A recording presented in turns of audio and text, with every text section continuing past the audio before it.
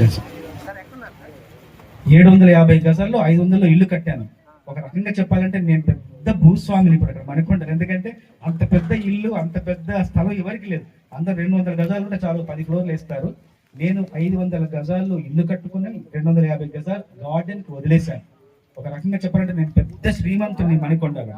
అంటే 2005లో ఊహించి భవిష్యత్తులో ఇది తప్పకుండా అభివృద్ధి అభ్యున్నతి సాధిస్తుందని ఊహించి కొనుక్కున్నాను. ఈ రోజు గజం ఏంటో తెలుసా? 2 లక్షలు పెట్టినా దొరకట్లేదు మణికొండ. అంత విలువైంది భూమి. మనం తల్లి మనకు వృద్ధాప్యంలో తల్లికి మనం 2 ముద్దలు పెడతాం, కానీ మనం పుట్టినప్పటి నుండి మనకు తల్లి కొన్ని కోట్ల ముద్దలు మనకు లాలించి భుజగించి తినిపిస్తుంది. అలాగే భూమి కూడా తల్లి లాంటిది. మనం ఒక్కటిస్తే మనకు కోట్ల రెట్లు మనకు ప్రతిఫలాన్ని ఫలాన్ని ఇస్తుంది. అందుకోసం భూమాత అంటారు. బంగారం ఎక్కడ లభిస్తుంది బాబు?